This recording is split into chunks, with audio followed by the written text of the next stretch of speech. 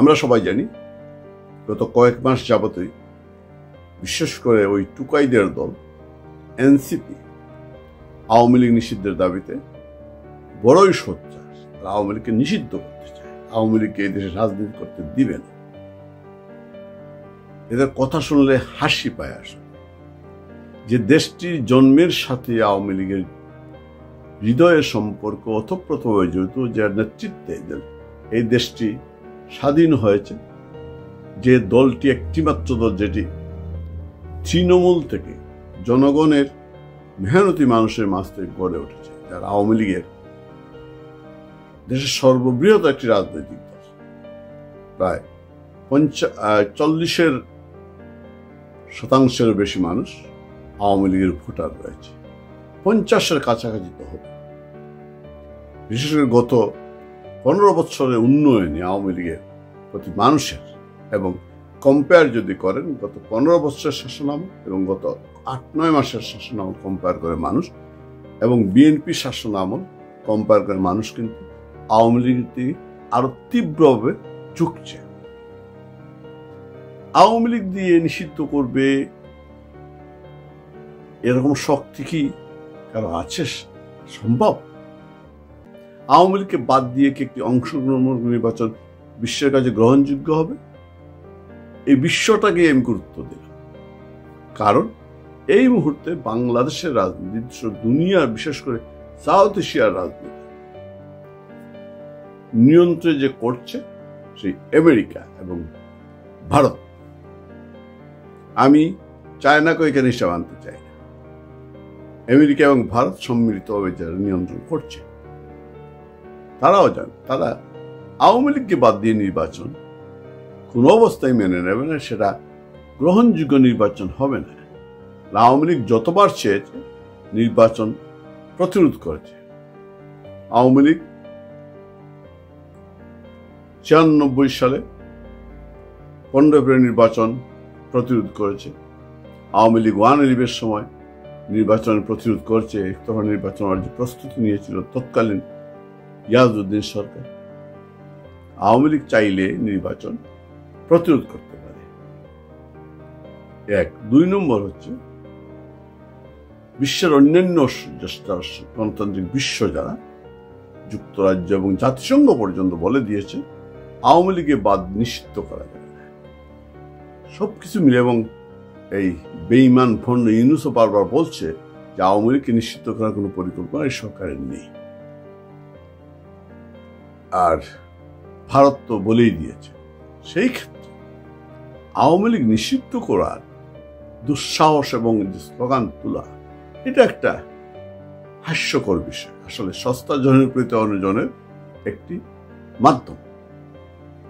ছোট দলগুলো সেই দাবিগুলো করছে, বড় দলগুলো করছে না। বড় দল জানে, তারা বুঝে বিষয়টা, রাজনীতি, আওয়ামী লীগ কি জিনিস। যাই হোক, আজকে আওয়ামী লীগ নিষিদ্ধের দাবিতে গত কয়েকদিন যাবতই এই national criminal party, clown party অথবা কমেডি পার্টি বলুন, এনসিপি, সারা দেশেই আওয়ামী লীগ নিষিদ্ধের দাবিতে জনসংযোগ করার চেষ্টা করেছে, সমাবেশ করার চেষ্টা করেছে, এবং আজকে ঢাকায় সমাবেশ করেছে। আমরা একটা খবর জানি, পরশুদিন বগুড়াতে এই যে সার্ভিস আলম বগুড়ায় আওয়ামী লীগ নিষিদ্ধের দাবিতে সমাবেশে যোগ দিয়েছিল। সেইখানে তার কি অবস্থা হয়েছে আমরা জানি। আমাদের কিছু করতে হয়নি। ওরা নিজেরাই স্বার্থ সংশ্লিষ্ট বিষয় নিয়ে, লুটপাটের ভাগোয়ারা নিয়ে, নেতৃত্বের ভাগোয়ারা নিয়ে এমন অবস্থার সৃষ্টি করেছে, এমন মারামারি হয়েছে। সার্ভিস আলমকে 4 মিনিটের বেশি বক্তব্য দেওয়ার সুযোগ ছিল না। সেই বক্তব্য শেষ না করে তড়িঘড়ি সমাবেশ শেষ করে এসে মিছিল নিয়ে বের হয়ে গিয়েছে। আবার সামনে পিছনে পুলিশ, তাদেরকে ওরা আবার সরকারি, আসলে যে সরকারি দল, যেটা প্রমাণ হচ্ছে সামনে পিছনে পুলিশ দিয়ে মিছিল করেছে। মিছিলে কতজন লোক হয়েছে আপনারা জানেন। নববর্ষের তারপরে আরো বিভিন্ন জায়গায় ওরা তখন ঢাকা থেকে বের হতেই পারে না।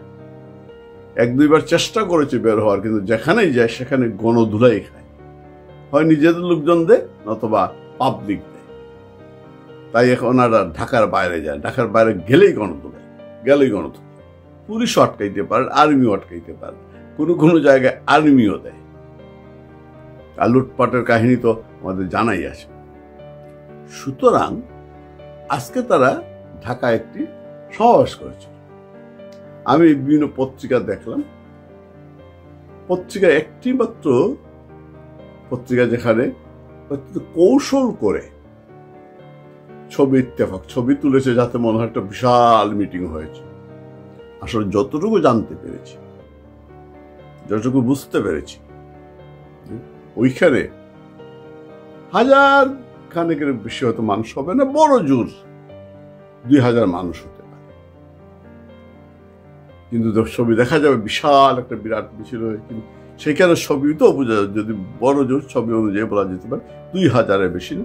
সেখানে ক্যামেরাম্যান মিলিয়ে ও সাংবাদিক মিলিয়ে না হলে 200-250 হবে, প্লাস তাদের তাদের সদস্যরা তো আছে লুটপাটের ভাগিদার। সেখানে আপনার কোন বাংলা নববর্ষের দিনের ঘোষণা জান, সেখানে 100 লোক ছিল। সবকিছু মিলিয়ে আমার যেটা মনে হচ্ছে, তারা আওয়ামী লীগ নিষিদ্ধ করতে গিয়ে নিজেরাই নিষিদ্ধ হয়ে যাচ্ছে। প্রশ্ন করতে পারেন কিভাবে? সরকার তো তাদেরকে নিষিদ্ধ করবে, সরকার তাদের নিষিদ্ধ করবে কি? ওরা তো নিবন্ধনই পায়নি। এই যে অবস্থা চলছে, তারা যদি নির্বাচন কমিশনের শর্ত পূরণ না করতে পারে, যে জেলায় উপজেলায় যে অফিস কমিটি করা যদি করতে না পারে, তাহলে নিবন্ধন পাওয়া কঠিন হয়ে যাবে। এবং বর্তমান আইন অনুযায়ী যদি সংবিধানের সাথে সাংঘর্ষিক কোনো কথাবার্তা থাকে, তার নিবন্ধন হবে না। তারা তো সংবিধানটাই মানে না, যে সংবিধানের মাধ্যমে দেশ চলছে, নির্বাচন হবে, সেই সংবিধানই মানে না। সুতরাং তাদের নিবন্ধন হবে কিনা, নিবন্ধন হওয়ার আগেই জনগণই তাদেরকে নিষিদ্ধ করে দিয়েছে। কিভাবে? তাদের আগে দেখবেন জুলাই আগস্টে তারা যখন ডাক দিত, হাজার হাজার মানুষ রাস্তায় নেমে এসেছিল। তাও ওই শহর কেন্দ্র, গ্রামের কোনো মানুষ না। তখন মানুষকে তারা ভুল বুঝিয়েছিল, ভাওতা দিয়েছিল, আশ্বাস দিয়েছিল। কিন্তু এখন দেখবেন তারপরে কয়েক মাস কিন্তু ওই যে রাজুতে আসা, কুকুরের ডাক দিলে কুকুরের মতো কিছু মানুষ হাজির হতে, এখন তাও হবে না। এখন বরং শোনা যায়, একদিন আপনাদের মনে আছে ইডেন কলেজে মেরা স্লোগান দিয়েছিল, আবার ডাকলে রাজুতে জুতা মারবো মুখে। এই হচ্ছে অবস্থা। দেশের বাইরে, ঢাকার বাইরে গেলে খায় ধাওয়া, আর ঢাকাতেও কয়েকবার ধাওয়া খেয়েছে, এবং ভবিষ্যতে ঢাকাতেও। শুধু জনগণ আগের এই যে মানিক মিয়া অভিনীত, তারা যে মানুষ ভাড়া করে যে সমাবেশটা করেছিল, আজকের সমাবেশে তার 100 ভাগের 1 ভাগ হয়। তাহলে তাদের প্রতি মানুষের যে অনাস্থা মাত্র কয়েকদিনে সৃষ্টি হয়েছে।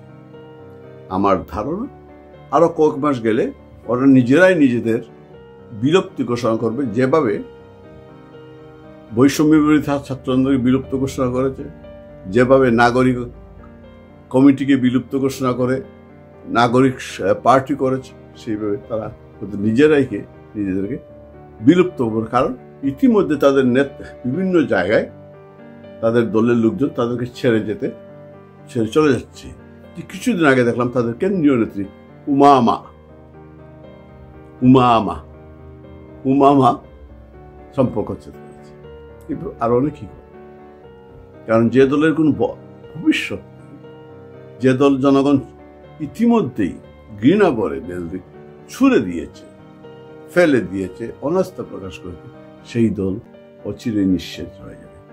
আওয়ামী লীগ নিষিদ্ধ করতে হবে না, আওয়ামী লীগ নিষিদ্ধ করার তোমার বাপেরও সাধ্য নেই। বাপের আইন করে আওয়ামী লীগ নিষিদ্ধ করে যাবে। তোমরা বাবারা, কুটুকাইরা, তোমরা নিজেরাই নিজেদের কর্মকাণ্ডে তোমরা নিজেরাই আজকে নিষিদ্ধ হয়ে যাচ্ছ। জনগণ তোমাদেরকে নিষিদ্ধ করছে। সবাই ভালো থাকবেন। জয় বাংলা, জয় বঙ্গবন্ধু।